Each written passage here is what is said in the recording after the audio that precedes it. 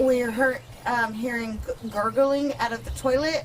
My husband went to go look to see what it was, and by the time he's like, babe, the water was coming out, and by the time he said the water was coming out from every direction, it was just all the water was rising. We didn't know what to do. We were panicking. We were standing on our bed. The water was rushing. My brother was like, John, talking to my husband, and I was like, y'all are close enough that y'all can shout to each other from these homes. Yes. He's like, John. I was like, Julian. I was like, are you okay? He goes, yes. He goes, are you okay? I said, yes. And then I screamed back. I was like, I'm scared. He goes, me too. And that was it. And after that, that was the last thing I heard from him. We rushed back to the room to get our phones so we could call 911 to see what was going on, to see what we could do, to see if we could get help out. We called, we got rerouted to another county. They rerouted us back to Kerrville. They told us help was on the way, just to get to higher ground, just wait it out, that we'd be okay. My husband panicking, all he's seeing is the water rising. It's already up to our hips and steadily going up faster and faster.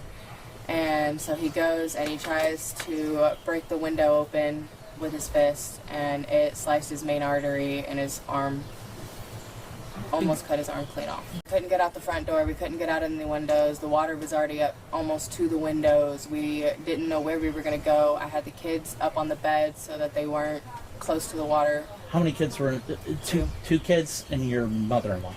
2 kids, my mother-in-law, and all of our animals. There was blood everywhere. It just started gushing. He was screaming. He was like, somebody grab it, somebody wrap it. I had both kids. I was trying to keep him on the bed because my baby was freaking out, and I didn't want him to fall into the water because it was already so deep and he can't swim. And so my mother-in-law had to tie the tourniquet, and she was freaking out and screaming and talking about, I don't know how to do this. What happened after that? The water kept rising. Julian tried to stay above it. He had lost so much blood at that point. He had no feeling in his arms. He was lethargic. He was barely able to form words. He was nodding in and out of the water. Me and my mother-in-law were having to hold him up and take care of our animals and our kids. And we kept him above water as long as we could. And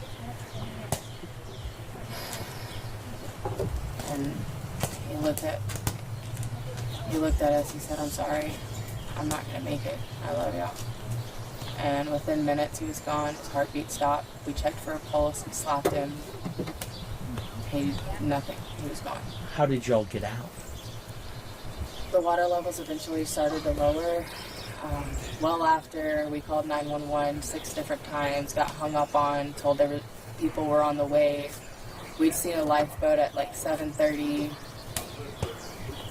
They didn't come. They were screaming.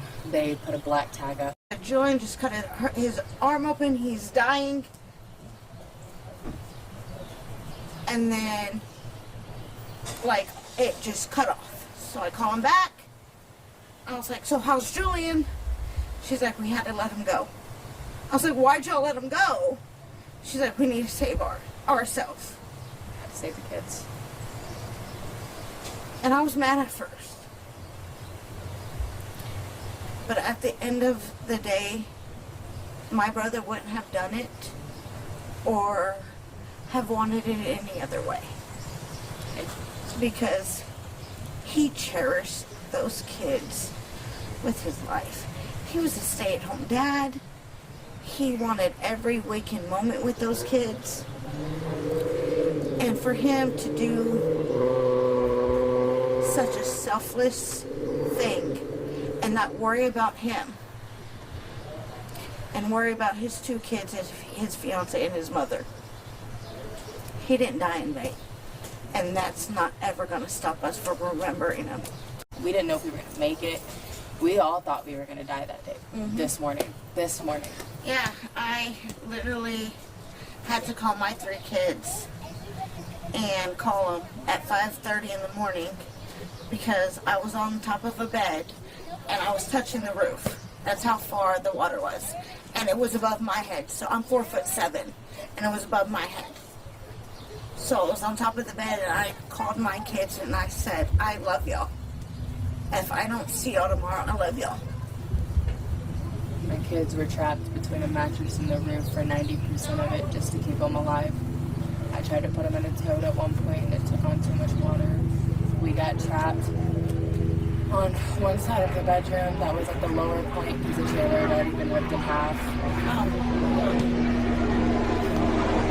So much stuff is in the water. There's furniture, there's broken glass from the windows, there's all kinds of debris and stuff from breaking off the house that we're trying to wade through, and when the water finally drops and we get to where we're going, we can't find Julian.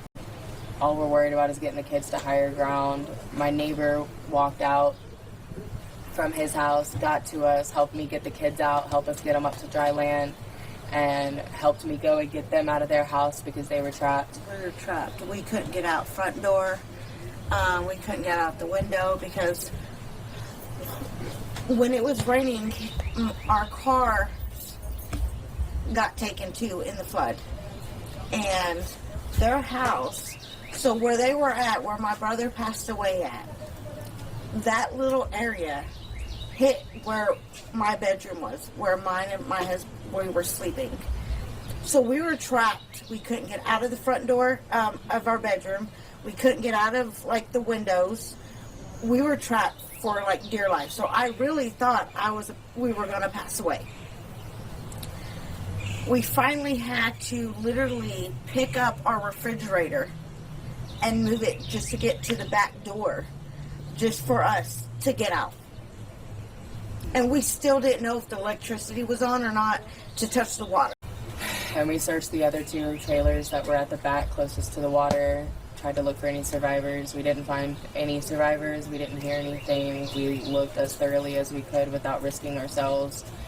And then I went back and I found Julian's body.